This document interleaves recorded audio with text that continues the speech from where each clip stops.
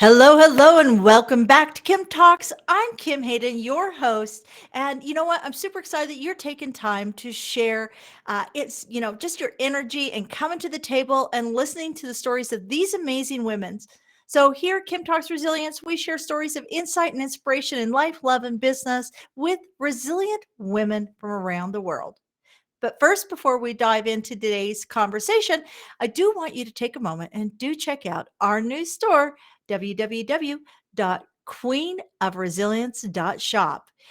This is our online store. We have a bit of sass, a lot of fun, but be sure, straighten your crown, shop around queenofresilience.shop. So today's guest is an absolutely beautiful woman inside and out, and I'm super excited to do a deep dive in her story. But Christine Handy is a mother of two, a breast cancer survivor, international speaker, and accomplished model. She is also, get this, a student at Harvard, mentor, board member of two nonprofits, and a nationally recognized humanitarian. Christine Handy is a popular social media influencer and Fox News breast cancer expert. Christine has seen it all and has overcome all odds. Her motto is there's always purpose in pain. So there's always purpose in pain, but we have to be willing to share the story. And this is what really drew me to Christine today. Christine is a best selling author of the book Walk Beside Me, a story of hope, faith, friendship, hardship, and taking a closer look at what truly matters. So, welcome to the show, Christine. Let's get you in here. Here she comes. Welcome, welcome. Hi, thank you for having me. Thank you I for am that lovely introduction. Thank you. It's better when I take my time. I usually always, just so everybody knows out there, I usually read these off and I'm blah, blah, blah, blah, I do it really fast and then I trip over my tongue and they're going, what? So. But yes, it takes a few moments. No, I'm super excited to dive into this. But what I'd like to do is I'd like to actually set the foundation. I want people to know a little bit more of who you are. Well, my name is Christine Handy. I'm a mother, which is my most important job. I'm an avid tennis player, which will be shocking to you after we talk about my story. I live in Miami, Florida, so I'm a beach girl, not a mountain girl. And I'm from St. Louis, Missouri, so I'm forever a Midwesterner. Oh, and I'm from Kansas, so we've got that in common. But you got the beaches, and I'm from mountains. Can you tell how white I am? And so I blend in with the Better for snow you. caps. There you go. There you go. So share with us what you do. So I get to wake up every single day and serve in some capacity, whether it's with my book, whether it's with my speaking career, whether it's modeling with a concave chest in New York Fashion Week or the in Miami Fashion Week, or if it's mentoring cancer patients or mentoring prisoners, which I do as well, or working with brands on social media, giving people hope and sharing my purpose, and even with my children. So pretty much from the moment I wake up until the moment I go to bed, I'm serving, I'm inspiring, I'm giving people hope in some regard. So I do a lot of different things, but altruism is what I do. Altruism. Well, you had also said like mentorship. So what does that look like? So, we know the obvious of mentoring our children to be the best human beings they can be. But what is that around mentorship that is part of your purpose? So I started to speak in the prisons in the state of Florida about 4 years ago. And when I started to speak in the prison system, I had no idea that that would be kind of a passion of mine. I was chosen as a motivational speaker, and I wasn't chosen to be in women's prison. I was chosen to be in men's prisons, which in my speaking career, I've historically only spoken in women's organizations. And so that was kind of a surprise for me, but I'm always up for a challenge. So I said, no problem. And when I started to speak in these prisons, there's an app called JPEG, and you can email the prisoners back and forth. So if they ask me when I'm at that prison if I will email them with them, then I always say yes. So I have a lot of people in the prison system who email me and expect a response. So I do that. I mentor a lot of prisoners, and that's how I do it. But I also have had the opportunity to mentor some of them since they've gotten out of jail. A couple specifically, one reached out to me about 4 years ago, and he reached out to me on Facebook, I think, originally. And he said, "Would you mind meeting me? I have an idea." And I thought, "Yeah, no problem." A couple of my friends said, "You're crazy. You should not go meet somebody that just got out of prison for 30 years for murder." And I said, "You know what? Everybody has a story. Everybody has a story of forgiveness. And if we can't forgive people that come out of jail, then, that's our problem. And that's my heart. I'm not going to live like that." So I went to meet this gentleman, and he showed up in a red suit, like a red jacket, a red shirt, red pants, red shoes, and a briefcase. And he said, "I think we should start an organization in the Palm Beach County, which is a big county in Florida. And we should try to change the rate of recidivism," which, by the way, was 97% 4 years ago. If you don't know what that word means, it's the rate of people going back to jail. 97% And is in the United States, it's the highest globally. It's the unacceptable. yeah, I agree. Unacceptable. So I said to him, "You know what? Let's talk through this." And it took several months, but 4 years later, we have a full board of people. We have raised a ton of money. We have great resources for people who come out of the prison system in Palm Beach County. And we're helping to teach them how to fish. Like, we're not giving them handouts. We're trying to teach them. And so I said yes to this prisoner. So that's kind of what I mean by mentoring. There's a lot of women who have reached out to me on socials with breast cancer. I mentor them. I Zoom with them. In any regard that I obviously have no social life.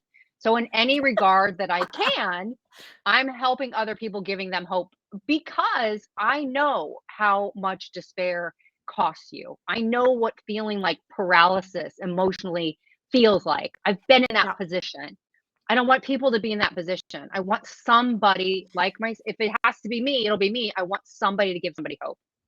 absolutely. And when you compound the real world on top of the first 4 foundational years, because Yeah. you've been blessed to be able to raise your children and you've given them good foundational years so that they Yeah. can make better choices.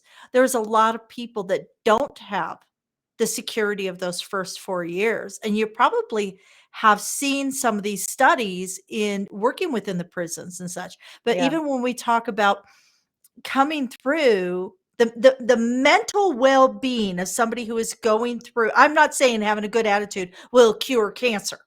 I am No. saying a good attitude will help you be able to choose the right foods, get the right amount of sleep, do the exercises, and show up every day to ensure that you're having the best odds with cancer.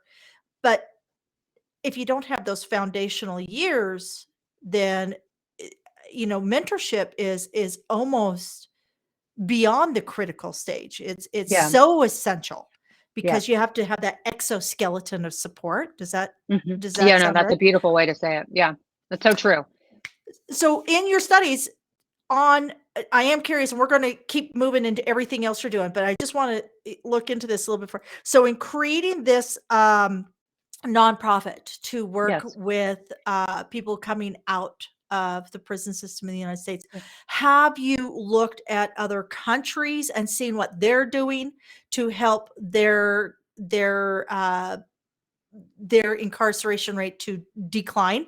And I mean, are you looking like where are you getting your information? I'm sorry, I'm totally No, I fascinated love by it. I this. love it. I love it. No, a couple of the board members, actually this couple, who have been married forever, like 50 years, they started a similar organization up in Boston. And when they moved to South Florida, they were connected with this prisoner as what same as myself, and they joined the board, and they have been instrumental. They have done a lot of the legwork, and they basically brought what they learned up there to us. And so on a day-to-day basis, I don't go through those numbers. I don't go through that data. They do. I'm the president of the organization. I have different responsibilities. Um, but yeah, but I have looked into it. I just don't meditate on that because I have so many other things Yeah. that are going on in my life, So you're including the work. voice. You're up there beating the drum. You're the front. That's Yeah. one of my jobs. I have to keep everybody in line because this is amazing to me. I'm on the board of two. I'm on two boards. What's the other People one? fight. People fight. I'm not kidding you. People fight in these boards. And so I'm like, I'm a peacemaker. And so that's another one of my jobs. Um, The other board that I sit on is called eBeauty, and eBeauty is a wig exchange program. It's for women going through treatment who cannot afford a wig. I went through chemotherapy. I did not have any hair. I was privileged enough to be able to afford many wigs. And my children really needed to see their mother with a wig. They wanted me to look like as much as I could like myself. But so many women cannot afford a wig and they're expensive. So we have partnered with L'Oreal and the Paul Mitchell salons. L'Oreal gives us grant money and the Paul Mitchell salons wash and style our wigs. And then we ship them out. Our biggest cost for eBeauty is shipping these wigs out. But it's a free resource for women. And so I'm always constantly trying to promote it because people don't know about it. So if you go to ebeauty.com and you're going through treatment and you need a wig, you can pick out the color, the cut, the style, and we will ship it to you. Amazing. And I'm going to make sure all that information is in this also. Like, and we haven't even delved into, basically you've already shared 2 full-time jobs and you've got everything else you're still doing. You said you're still doing runway. Is that I correct? You're am. still doing modeling. So can you share a little bit with us on that? Because you know what, to be honest, I was always the big girl and the unique girl. I was the art kid. I was the art kid in school. So I have Yeah. always wondered about professional modeling because obviously your life Yeah. must be a cakewalk and you just like every day wake up Right. Oh yeah. gorgeous. So easy. Okay. Absolutely. No problem. I got no problems. No, but So tell me.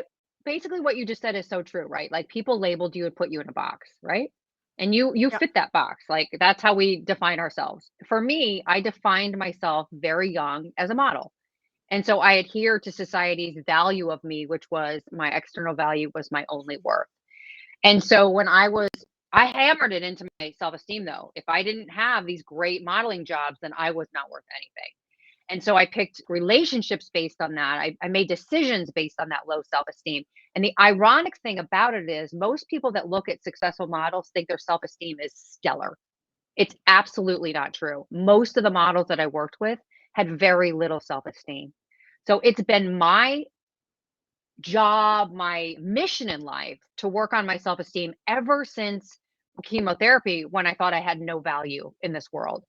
And so when I lost my hair and lost what I thought was my value, I had to really dig deep inside through the duress, through the panic, through the I have no idea who I am stage, and say to myself, okay, we got to get to know you because for 40 years you were materialistic, you were self involved, you were insecure, you were totally suffocating yourself with external things and external accolades. Let's start talking to each other about like what it is that makes you tick. What keeps you up at night? I'm asking myself these questions going, I have no idea. I like to play tennis. Why? Because my kids like to play tennis.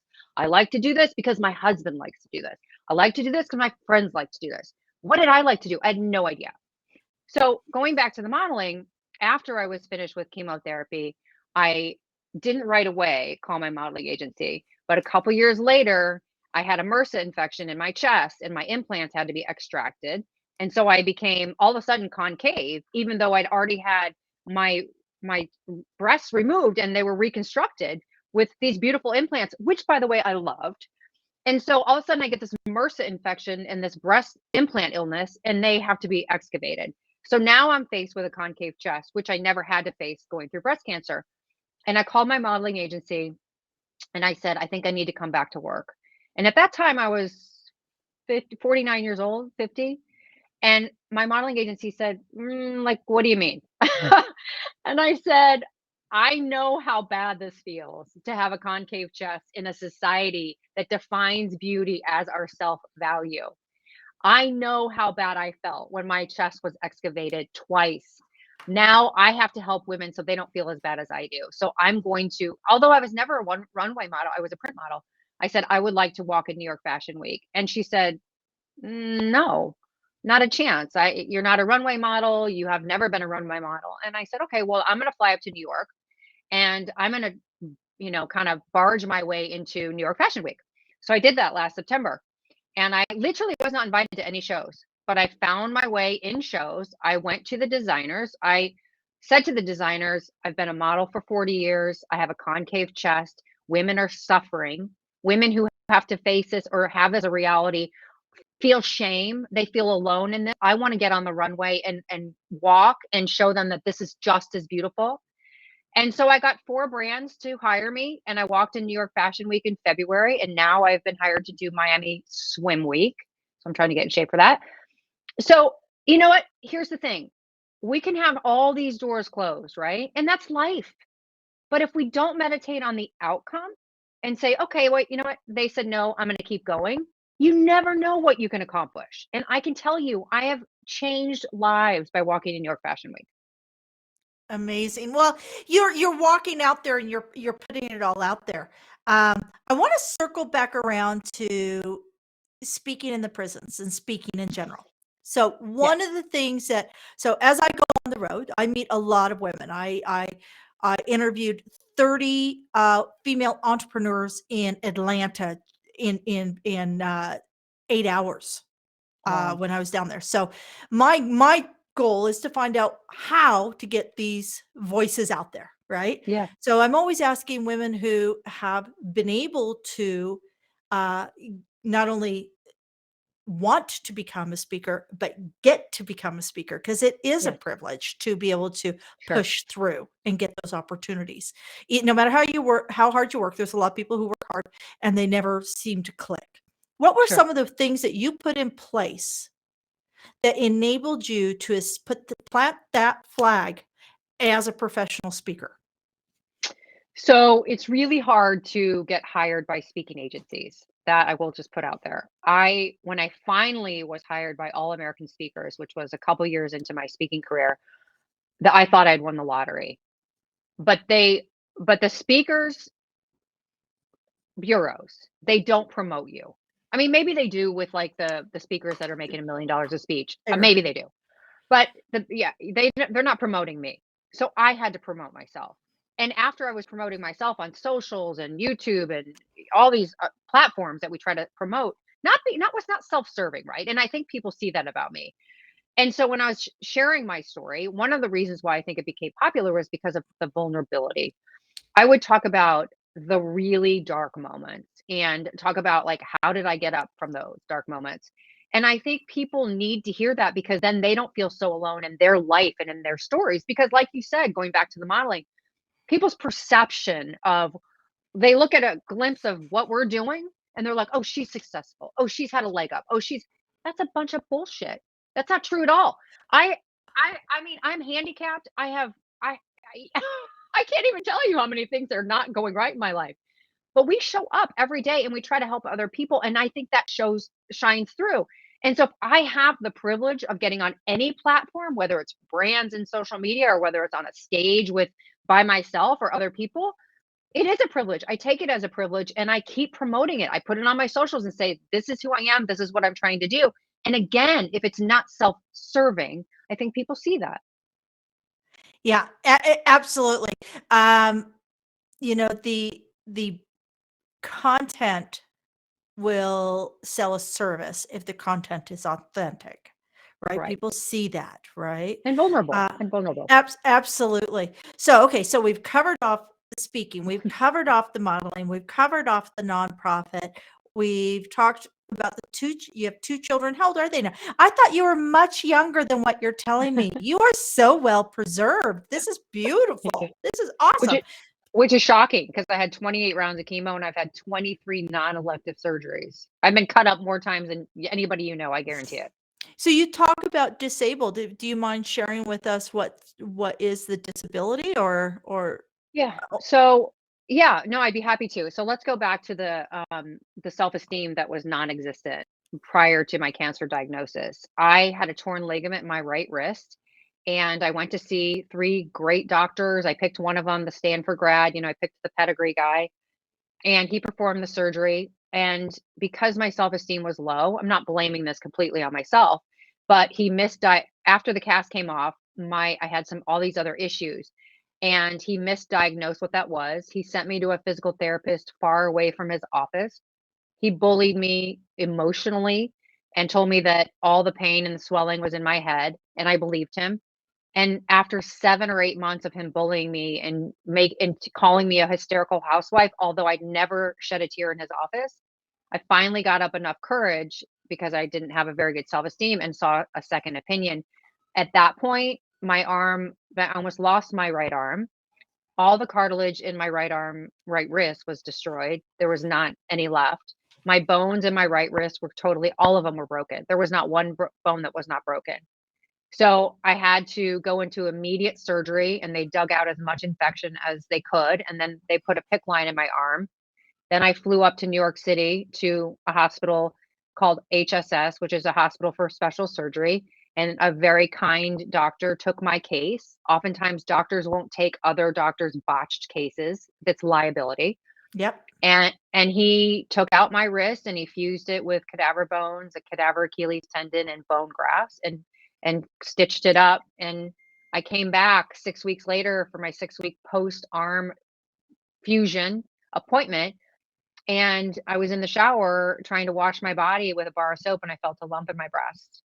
And Oh my 5 days God. later, 5 days later, I was diagnosed with breast cancer. And so, because my arm is fused, I have no wrist. I'm in constant pain. And I couldn't even start chemotherapy because of the bone grafts and the cadaver bones would have dissolved if I'd started chemotherapy. So I was diagnosed with an aggressive form of breast cancer and then couldn't even start treatment for a month because of what the doctor did to my arm. Um, Talk about learning how to forgive. oh That was yeah. my that was a real struggle for me, but I don't give that man any weight in my life ever. Wow. Okay. So I So I'm mean, I'm disabled just in my blown right away. arm. You have just such a, like you said, you've been there, done that, got the T-shirt, right? You've that's why the, pain in purpose, that, or purpose in pain. That's why that's in your motto. So when we go into this, okay, so before we jump into the why, this is where I'm going to take a quick break, folks. I want you, if you're loving this conversation, you want to learn more, you want to dig into the why, and then have Christine share with us some other ideas around, what she fills her soul with, what she fills her life with. Uh, be sure that you go like, subscribe, comment, and share. Please, please, please. This is how we keep the podcast moving forward. This is how we keep exploring and sharing these amazing stories of resilience and women who personify the word resilient. So, okay, so Christine, let's dive into. So we've gone through, I think we've gone through almost, oh, you're a student at Harvard? So, not that you have enough going on. So, tell me real quickly, student at Harvard, what are you studying? I don't think there's anything quick about my story, but I will try to be brief.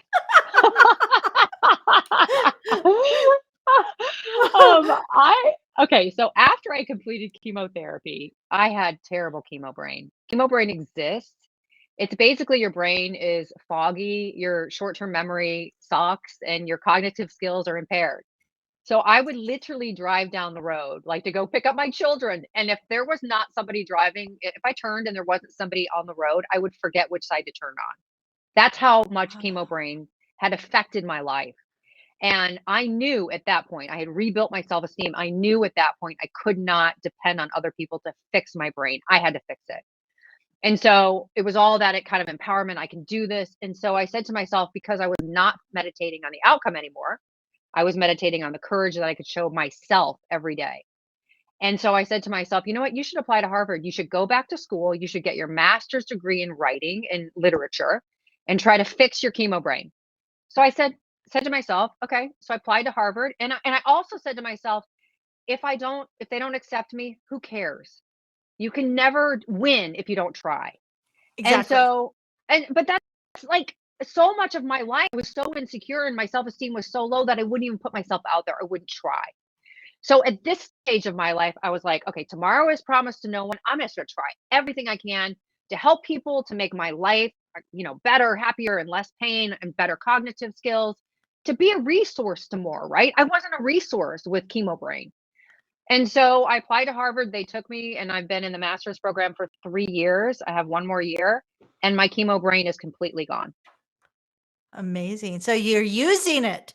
That's the I'm important using it. thing. If we don't use the gifts of which we're given, they will go rusty and die off. So, even on the days that are hard, just keep pushing through. All right. So why, why do you like, I'm just looking at this, why you've got so much on your plate. Right. Um, you know, I know that everybody's always asking, like, how do you monetize this? How do you do this? If you're doing everything for a nonprofit, how do you pay for the roof over your head? And I know for you, it's not just money. It's not Right. just about being financially rewarded, although that is a part of it. And that's something that I like to ask a lot of women about Yeah. is the monetization, because that's important. You've got to be able to pay Sure. for the roof over your head so you have security so you can push forward.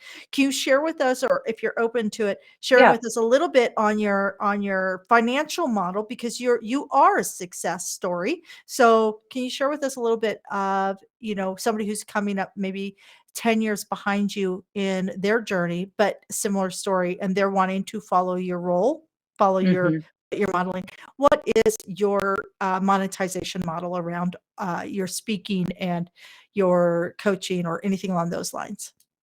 So I think the best way for me to describe it is I felt at a certain point that I had value and that value should be monetized because whether it was modeling and getting a paycheck from the modeling or getting a paycheck from speaking and not giving all of my speaking gigs away for free, which I did in the beginning because I needed content and I We needed all to. do.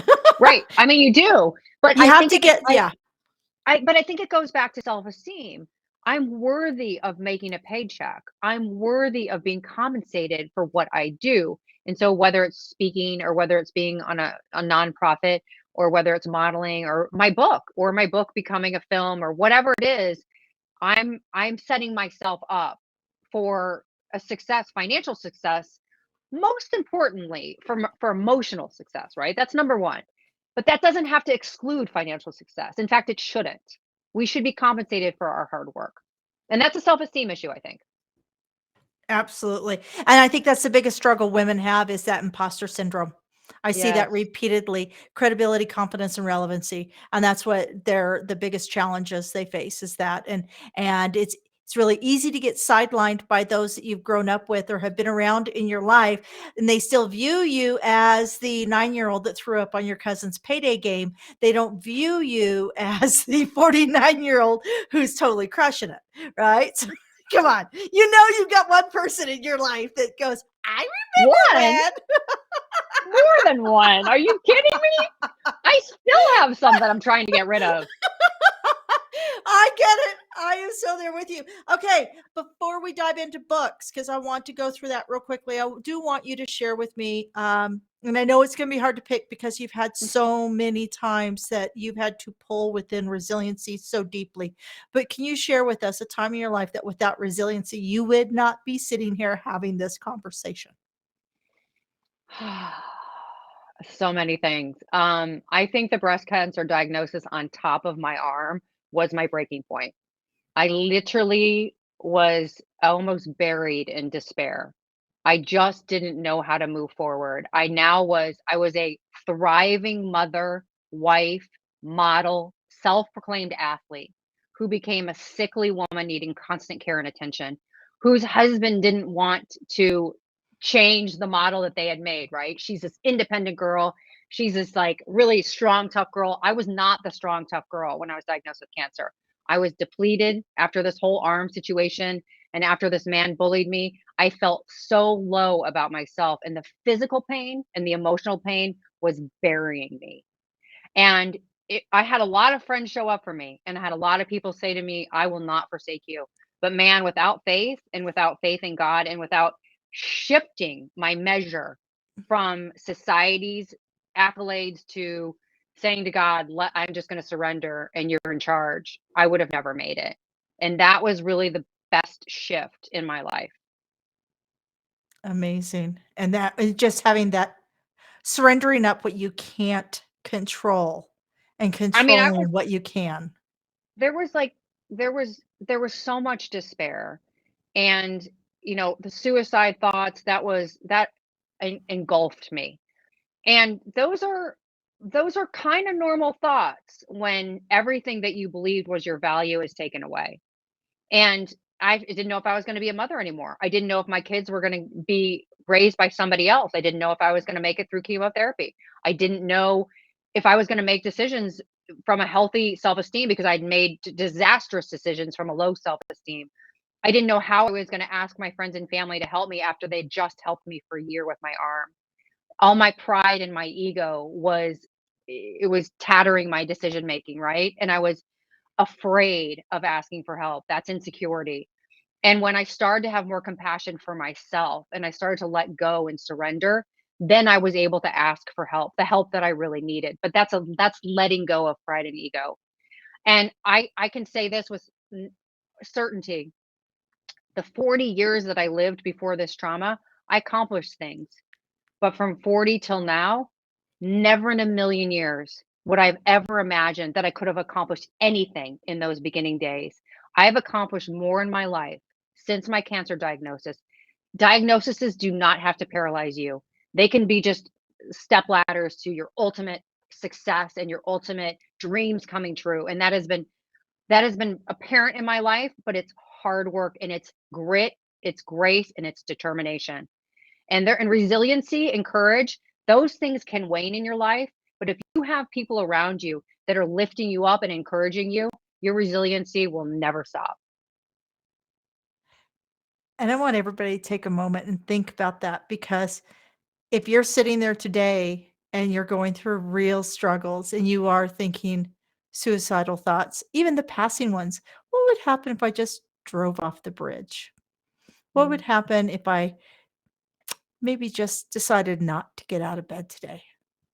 You know what? yeah, I have the story you're sharing, Christine, I have heard repeatedly from amazing women that, wow, even when everything was so hard, that their life turned around because they chose to turn around. They've leaned into those who support them. They've leaned into what their core principles are, and they have found things to celebrate. And that is leading to the greatest rewards. That is yeah, leading to the greatest years. So, uh, thank you for sharing because that was, yeah, yeah. those are the Thank you. stories that people need to hear.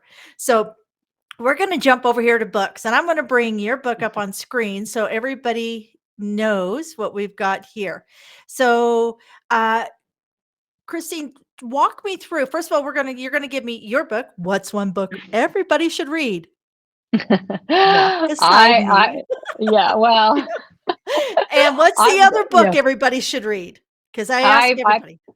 I pick up the Bible first before my book. And a Yes, quick close always. second is The Walk Beside Me by Christine Handy. Yes, the Bible is actually one that I see quite often, when I ask people what book is a book that you should read, because every story is in there. There's something for everybody when you think about it, because there Yeah, is, everything to overcome the next obstacle, right? Every yeah. reason, season, and lifetime of stories. So, but I want to dive in because you mentioned movie also. Mhm. Tell me a little bit about your book and what's the correlation between it and a movie? So my book, Walk Beside Me, is a fictional depiction of my life. When I was going through breast cancer, I was gifted a lot of self-help books, which were very important, but I could not find a book, a fictional novel on the good, the bad, and the ugly about going through this kind of tragedy. And I thought that it was important for people to read it because I needed it. And so I decided that I would write it myself. And the book is also really important because it talks about the power of women coming together versus women, negating each other. This constant comparison and judgment in our society is not healthy. And so I talk in my book about the women that shored me forward and said to me, when we're done with caring for you, then we're going to send you out into the world and you're going to care for other people. And I took that very seriously. And they modeled that beautifully for me. So there's a lot of examples of that in the book, and there are a lot of great takeaways for people how to show your friends love going through illness, difficulty, or divorce, whatever it may be. And so that's the reason I wrote my book. And my book in 2018 was picked up to be made into a screenplay, and it's subsequently being made into a film. So a guy named Ziad Hamza is an Oscar award-winning screenplay writer, and he wrote the screenplay for my book. And it really does mirror my book. Oftentimes, books are made into films, and they don't always resemble the book. This screenplay really looks like my book, and so it's a beautiful story of women, like I said, caring for each other. It's a movie about breast cancer, which I think is really important because there's too many people being touched by breast cancer. And so it's slated to be in production later this year. Amazing. Where's it being Yeah. filmed? Do you know what Uh, studio or what is it? y- Atlanta, LA, so Canada? how did you know Atlanta? Oh, because Atlanta is where if I open a studio, it will be in Atlanta. Flippin' Yeah, love that city. yeah, I'm gonna put it right out there, folks. I love the energy. I love the yeah. people. I love the hustle. I love the spirit of generosity. I did not Beautiful. meet a single person in Atlanta that I would not have over for dinner. I love that. That's beautiful. So, alright, so you're having it's being filmed in Atlanta? So in Georgia, In it's Georgia. either Yeah, it's either New York State or Georgia because there's certain states that give films a tax break. Georgia's being one of them, yeah, Arizona's one of them, New yeah, York State is one of them. So yeah, probably East Coast, yes. yeah. Awesome, Yeah. But awesome. I don't make those decisions. That's yeah. I I have know, right of I'm just refusal for super my trip. But excited. I'm super thank excited for you. you because Thank this you. sounds to me a lot like it has the opportunity or the potential of the next Eat, Pray, Love. I think it's got great potential. Again, Does it unfortunately, that because so that many same people are kind affected by breast cancer. Yeah. yeah, But here's the difference between my story of pain and suffering and cancer versus most of the movies that are out there about cancer. I don't die. Like we need that hopeful story, right? There's so many like think about it. Philadelphia and not Eat Pray Love. She wasn't sick, but all these movies about illness and the patient dies. So yeah, we need a movie out there about illness, really dark illness, but the patient yep, lives. That's hope. absolutely. Okay, so where can people follow you? I've got your website here, christinehandy.com. Where can they connect with you on what social media platforms? So I answer my messages on Instagram. If you message me on Facebook, it's I don't answer them. There's too many. But it's funny because I get people who are get angry. I'll eventually look at it and I'll go, wow, like they message me like 4 or 5 times and like, where are you? And I don't respond to that. But Instagram is Christine Handy one, Facebook is Christine Handy or Walk Beside Me have two. And then, if you Google me, there's a ton of articles and things like that. But if you want me to answer you, message me on Instagram, Christine Handy one. Excellent. And are you still doing speaking opportunities or at like different women's functions or different Yes, nonprofits?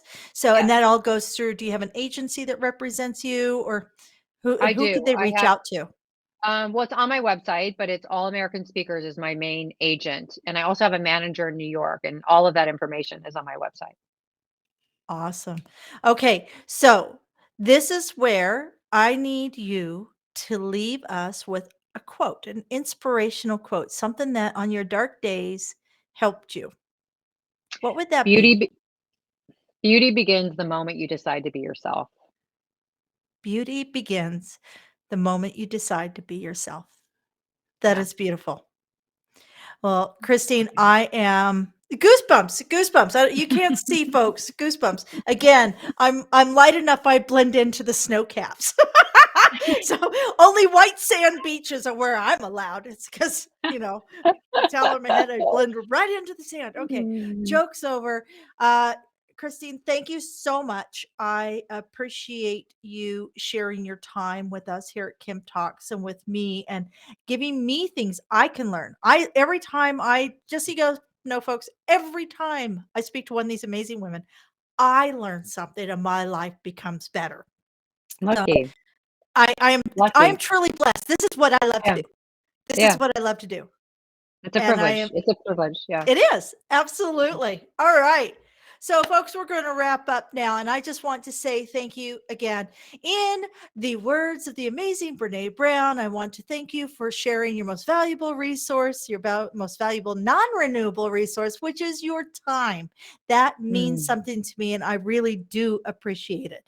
So, if you're feeling your resiliency is lagging just a wee bit, I want you to lean in and listen in to our resilient community here. You can get your free resilient gift at resilientgift.com. And this has got our new monthly magazine featuring these amazing women that I'm interviewing. It has, of course, fun recipes in it, all sorts of things. Plus, anytime we do a live event, we're going to put live and virtual event, we're going to put those speakers videos for you to have access to, because I believe that we all need to work together collaboratively, because I'm the queen of resilience, but also queen of collaboration. Again, thank you for joining us here at Kim Talks. I'm your host, Kim Hayden.